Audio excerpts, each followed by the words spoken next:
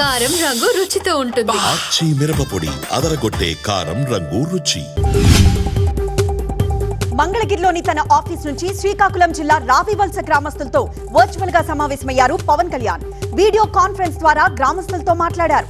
290 మంది నుంచి సమస్యలను అడిగి తెలుసుకుని పరిష్కార మార్గాలు సూచించారు. రాజీవ్ యువ వికాసం పథకానికి బ్యాంకర్లు సహకరించాలన్నారు తెలంగాణ డిప్యూటీ సీఎం పట్టి విక్రమార్క. మహిళలకు 20,000 కోట్లకు పైగా వడ్డీ లేని రుణాలు ఇస్తున్నామని, 5 ఏళ్లలో ఇవి 1,00,000 కోట్లకు పైగా ఉంటాయన్నారు. బ్యాంకర్ల సమావేశంలో పట్టి పాల్గొన్నారు.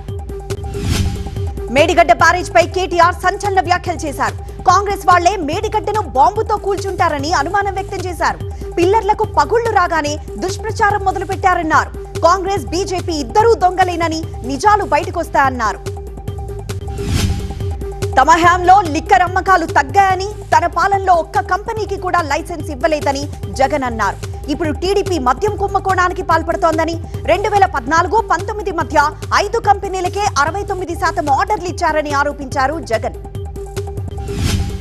జగన్ వ్యాఖ్యలకు కౌంటర్ ఇచ్చారు ఏపీ ఆర్థిక మంత్రి పయ్యావుల కేశవ్. అస్తిత్వాన్ని కాపాడుకోవడానికే జగన్ మాట్లాడుతున్నారన్నారు. వైసీపీ హయాంలోనే ల్యాండ్, మైన్స్, శాండ్, వైన్ స్కామ్లు జరిగాయన్నారు. రివర్స్ టెండరింగ్ తో పోలవరం ఖర్చు 3 ఇంతలు అయిందన్నారు. సుప్రీంకోర్టులో తమిళనాడు ప్రభుత్వానికి ఊరట దక్కింది. లిక్కర్ స్కామ్ లో ఈడీ విచారణపై సుప్రీంకోర్టు స్టే విధించింది. టాస్మాగ్ స్కామ్ విచారణ పేరుతో ఈడీ అన్ని హద్దులు దాటిందని సుప్రీంకోర్టు విమర్శించింది. రాష్ట్రాల హక్కుల్ని కాపాడాలని వ్యాఖ్యానించింది.